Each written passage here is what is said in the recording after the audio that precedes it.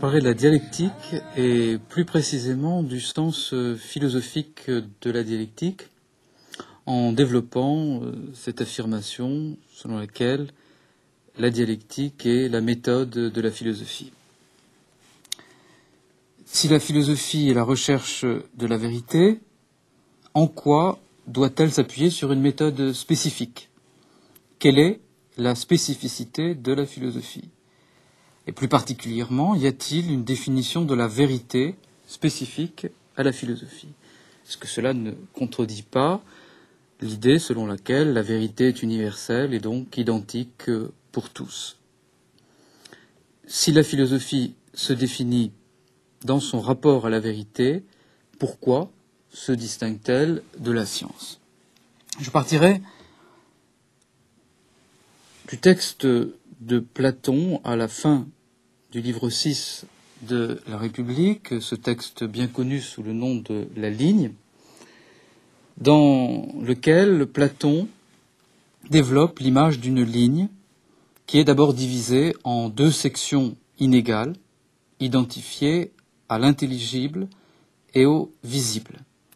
Ces deux sections sont à leur tour divisées en deux parties inégales, selon les mêmes proportions que la première division. Cette seconde division est plus importante que la première. Du côté de l'intelligible, les deux sections correspondent aux deux formes de connaissance rationnelle, les mathématiques et la philosophie ou la dialectique. La première forme procède d'hypothèse en hypothèse, mais ne peut pas remonter au-delà de l'ordre des hypothèses. C'est le cas donc des mathématiques. La seconde partie, la seconde science, désigne, je cite le texte de Platon, ce à quoi le discours s'attache par la puissance de dialoguer, considérant les hypothèses non comme des principes, mais réellement comme des hypothèses, à savoir comme des bases pour prendre son élan, de façon à parvenir jusqu'au non hypothétique, au principe du tout. Donc cette seconde section correspond à la dialectique. Et l'inégalité entre les deux sections, qui correspond à l'inégalité entre les deux premières divisions de la ligne, signifie que les mathématiques, et sous ce terme on entendra toute science fondée sur les mathématiques donc sont à la dialectique ce que le visible est à l'intelligible. Alors, ce qui caractérise la mathématique, la science, au sens courant du terme, c'est qu'elle modélise son objet à partir d'une représentation qui sert de support à la détermination de l'objet et qui est en elle-même validée et certifiée par une procédure de vérification incontestable. Cette procédure s'appelle la démonstration. Les mathématiques rendent donc possible une démonstration qui est un procédé incontestable de présentation de la vérité. Autrement dit, la démonstration fait voir la vérité. C'est pourquoi la mathématique, ressortie au domaine du visible, même s'il s'agit d'un visible dans l'ordre intelligible, donc un visible qui n'est pas visible avec les yeux, mais avec l'esprit. Par contraste avec la mathématique, la dialectique, d'une part, vise au-delà du conditionné, au-delà de l'ordre des hypothèses, l'inconditionné, la chose elle-même. D'autre part, elle procède sans hypothèse, c'est-à-dire en passant à travers les idées pour n'atteindre qu'elles. Cette comparaison avec les mathématiques fait apparaître la difficulté propre à la dialectique. Elle vise un objet qui est indéfinissable et elle ne dispose d'aucune démonstration pour l'atteindre. Elle enchaîne seulement les idées entre elles sans pouvoir garantir la validité de cet enchaînement autrement que par la justesse des idées elles-mêmes. aucune représentation de substitution, aucun modèle, aucune construction de concept ne vient à son secours. Et cette apparente indétermination rend problématique la nature même du travail dialectique. On comprend bien ce qu'est la démonstration et ce qu'elle apporte à la connaissance, mais en quoi consiste exactement la dialectique? Nous retiendrons 3 caractères de la dialectique. Premièrement, la discursivité. Deuxièmement, le travail de la contradiction. Troisièmement, son rapport paradoxal à la vérité. Ce dernier point étant le plus important, il sera aussi développé un peu plus longuement que les 2 autres. Le premier point, discursivité. Dialectique, avant d'être un substantif, lorsqu'on dit la dialectique, ou même le dialectique, comme le fait Hegel par exemple, dialectique est un adjectif qui vient du verbe grec dialegestai, qui veut dire tout simplement avoir une conversation, discuter. La dialectique use donc de la langue de la conversation. Elle prend la forme de la conversation, de ce qu'on a appelé le dialogue. Ce qui veut dire qu'elle ne procède pas par intuition. Elle ne saisit pas son objet dans une forme de présence directe, en le montrant, mais elle l'aborde uniquement par le biais, par le détour du langage. Les idées dont parle Platon ne doivent donc pas être comprises, malgré ce qu'affirme une certaine conception du platonisme, comme des visions des choses. Ce sont plutôt des manières de diriger son esprit vers les choses. De plus, soulignons que ce langage, qui est le langage de la dialectique, n'est pas une langue artificielle qui fixerait les concepts dans des symboles. C'est la langue ordinaire dans laquelle la pensée se forme naturellement. Deuxième point, le rôle de la contradiction. Comme l'indique le préfixe dia, le discours dialectique est élaboré avec un interlocuteur. C'est un dialogue. Or, quand on discute, on n'est pas obligé d'être du même avis. La discussion n'a même d'intérêt que si on est d'un avis différent ou même opposé. Car s'il s'agit simplement de conforter sa propre opinion, la discussion est sans intérêt. Elle n'apporte rien.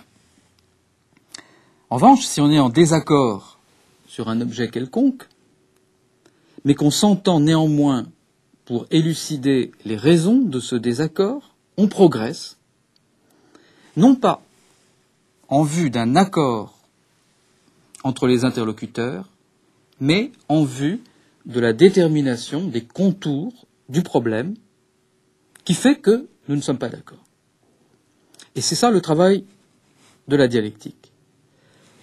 Le problème auquel nous sommes confrontés dans la contradiction elle-même est ce qui rend possible, ce qui suscite la discussion, à la fois comme débat et comme entretien, c'est-à-dire à la fois comme affirmation du désaccord et en même temps comme réflexion sur les raisons de ce désaccord.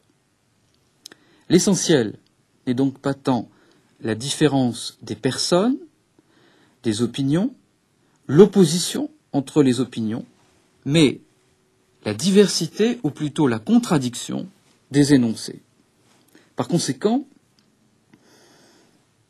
l'âme peut fort bien dialoguer avec elle-même, être en contradiction avec elle-même, dans la mesure où elle prend sur elle, par un travail spécifique, l'ensemble des contradictions qu'elle parcourt. Et ce dialogue de l'âme avec elle-même est ce que Platon appelle la pensée. La dialectique n'est donc pas tant le discours qui s'oppose dans un rapport conflictuel pour essayer de vaincre l'adversaire ou de le convaincre. Un tel discours s'apparente plutôt à ce que les Grecs appelaient éristique et que Platon oppose très directement à la dialectique. La dialectique est donc plutôt le discours qui établit les distinctions nécessaire à la compréhension de l'enjeu du problème. La dispute se sert aussi de la contradiction, mais comme d'une arme contre un adversaire, en montrant la contradiction du discours de l'adversaire. La contradiction y est donc dirigée contre l'adversaire extérieur. En revanche, la dialectique intègre la contradiction à soi-même. La contradiction y est immanente au discours et la dialectique prend sur elle cette contradiction. La différence, et j'aborde ainsi le troisième point, peut paraître mince entre, je cite Platon, l'art d'opposer argument à argument, c'est ainsi qu'on a traduit tes antilogiques technes, c'est-à-dire l'art de manier les oppositions, les antilogies, et l'art dialectique. Et si on se réfère à la tradition de la dialectique, l'inventeur de la dialectique, Zénon d'Élée, usait précisément des antilogies, de telle sorte que, le dit Platon dans le Phèdre, il parlait avec un art capable de faire apparaître les mêmes choses à ceux qui l'écoutaient, semblables et dissemblables, une et multiples, ou encore en repos et en mouvement. Le maniement dialectique du discours permet de faire apparaître la même chose selon des attributs contradictoires. Un, multiple, en repos, en mouvement, de telle sorte qu'on finit par ne plus savoir ce qu'est effectivement la chose. La dialectique semble donc donner le vertige à la pensée et lui faire perdre tout repère. Elle joue avec le langage de telle sorte que la chose même se dérobe sans cesse et semble, en définitive, insaisissable. Et dans ce cas, la dialectique conduirait inévitablement au scepticisme. Comme elle n'établit aucune vérité sur le mode démonstratif, qui est propre aux mathématiques, Kant l'a précisément appelé, non pas logique de la vérité, mais logique de l'apparence. C'est-à-dire logique qui met en lumière l'apparence, soit pour l'utiliser, et donner ainsi à n'importe quel discours l'apparence du vrai, soit pour la dénoncer, et ainsi se prémunir des pièges tendus par l'ennemi. Mais, dans un cas comme dans l'autre, cet usage dialectique semble purement négatif à l'égard de la vérité. On en arriverait donc à la conclusion que s'il faut montrer la vérité, il faut recourir à une autre méthode, qui s'appellerait, par distinction de la dialectique, analytique. L'analytique étant l'art de la démonstration. Et donc que la dialectique servirait au mieux à ne pas se laisser prendre à l'apparence de la vérité. Elle permettrait à la rigueur de ne pas tomber dans l'erreur, elle ne permettrait pas d'atteindre la vérité. Si, par ailleurs, on réserve la monstration ou la démonstration de la vérité à un mode de présentation qui fasse voir la vérité elle-même, comme le sont les modes intuitifs ou symboliques des mathématiques, alors l'impuissance de la dialectique se révèle en même temps et plus largement l'impuissance du discours en général, de la discursivité à l'égard de la vérité. Le discours se trouverait donc rejeté du côté du bavardage ou de la dispute. Mais alors, la différence entre la dialectique et l'éristique, c'est-à-dire entre la philosophie et la sophistique, tombe.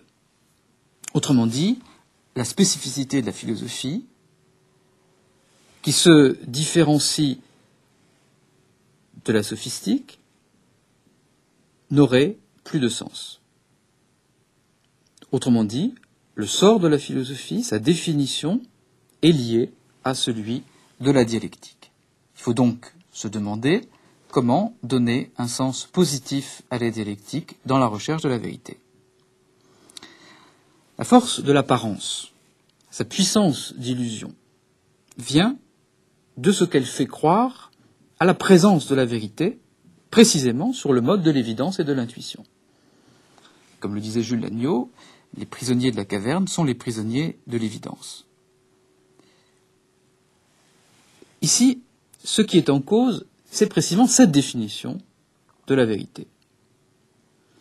Tant qu'on tient la vérité pour un mode de la présence qui se laisse voir, qui apparaît, on risque toujours d'être victime de toute apparence, de tout semblant. Il y a donc un point commun entre la démonstration scientifique et l'apparence sophistique, c'est qu'elles se réfèrent toutes deux au même modèle de présentation de la vérité. Au contraire, on ne peut comprendre le sens philosophique de la dialectique que si l'on considère que la vérité n'est pas de l'ordre de la présentation, n'est pas, je dirais, une chose, qu'elle ne se présente pas comme les choses, seraient-elles des choses intellectuelles. Par suite, la dialectique n'est pas un art et ne peut pas être un art de présenter la vérité, mais c'est l'art qui permet de se tourner vers la vérité. On objectera qu'on ne peut pas se tourner vers la vérité si la vérité ne se montre pas et qu'ainsi on est réduit au cas précédent et à la définition précédente de la vérité. Mais pas du tout. Le présupposé fondateur de la philosophie, par lequel elle se démarque aussi bien de la connaissance mathématique que de la sophistique, est que la vérité n'a de sens que dans un rapport à la vérité et que ce rapport est une conversion. Le rapport à la vérité est plus important que la connaissance de la vérité elle-même. Or, la dialectique est précisément le discours qui donne une forme méthodique à ce rapport. Pourquoi ? Et pour le comprendre, il faut revenir au rôle de la contradiction. On a vu que la dialectique est l'art de la contradiction, l'art de saisir, de poser, de montrer les contradictions. C'est la raison pour laquelle la dialectique semble n'avoir qu'un rôle négatif. En effet, si l'on s'en tient à la contradiction, on n'atteint pas la vérité, puisque ce qui est contradictoire ne peut pas être vrai. Mais si, justement, on affirme, selon le présupposé philosophique que je viens d'énoncer, que la vérité ne se montre pas, alors, seule la contradiction est précisément ce qui peut se montrer. Et qu'est-ce que montrer les contradictions ? C'est montrer que la vérité n'est pas comme on croyait qu'elle était, tant qu'on la réduisait à une chose. Car une chose existe à côté d'autres choses. Et si on s'en tient à une seule chose, on manque toutes les autres. La dialectique empêche de réduire la vérité à un aspect, à une vue, à une vision, à un mode partiel de présentation de la vérité. Elle dissout la chose dans laquelle on tentait d'enfermer la vérité pour la laisser échapper à nouveau, dans un processus qui n'a d'autre fin que la poursuite conjointe de la discussion et de la vérité. Travailler à partir de la contradiction, comme le fait la dialectique, signifie se laisser guider par la chose même, qui ne s'identifie jamais avec les contours arrêtés de la représentation. D'une certaine manière, c'est toujours la chose qui résiste à cette réduction, à une forme figée de la pensée. Les choses sont, comme l'on dit souvent, plus complexes qu'on ne le croit au premier abord. Toute vue simple sur les choses, aussi vraie soit-elle, manque la vérité. On pourrait en tirer la conclusion que c'est la pensée ou l'intelligence qui sont simplificatrices et incapables de saisir la chose dans sa totalité. En réalité, ce n'est pas la pensée qui simplifie, c'est la représentation qui est l'arrêt de la pensée sur son résultat partiel et provisoire. Mais la chose exige plus de la pensée. Elle exige non pas qu'on s'arrête et qu'on renonce, qu'on se satisfasse d'un résultat, mais au contraire, elle exige qu'on continue, qu'on dépasse la partialité de la représentation.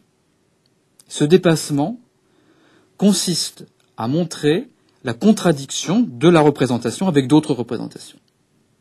Et cette contradiction n'est pas extérieure à la totalité de la chose, elle est la manière dont cette totalité se laisse progressivement penser et connaître. La dialectique devient donc philosophique et s'oppose à un usage purement sophistique de la dialectique. La dialectique devient philosophique lorsqu'elle saisit la contradiction comme immanente à la chose et en même temps comme immanente à son propre mouvement vers la chose. La contradiction est essentiellement interne et par là même, elle s'abolit comme contradiction. Car le sujet de toutes les contradictions parcourues par la dialectique n'est pas lui-même contradictoire. Il est la simplicité absolue. Simplicité jamais présentée immédiatement, directement, et pourtant toujours active pour la pensée en mouvement. Cette activité est suscitée par la vérité. La vérité se cherche dans une quête qui s'appuie sur le langage. Cette quête s'appelle philosophie, la dialectique et sa méthode.